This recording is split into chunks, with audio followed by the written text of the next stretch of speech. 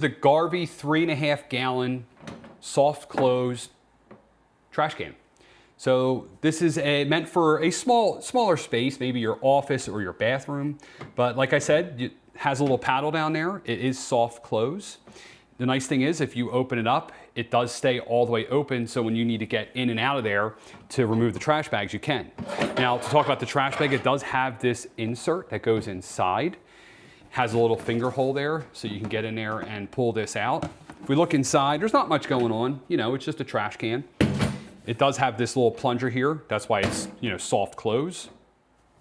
And if I put this back in here, open that up. I put it backwards. You can see how it goes. I'll show you the back. It does have a handle down there. Since these are smaller, you may need to get down there and pick this thing up. I will put this down on the ground so you can see the size of it. It's pretty small little guy there, but my wife's very excited to have this for our bathroom. This is definitely a good office or bathroom trash can. I'll sort of show you what it looks like when you hit it.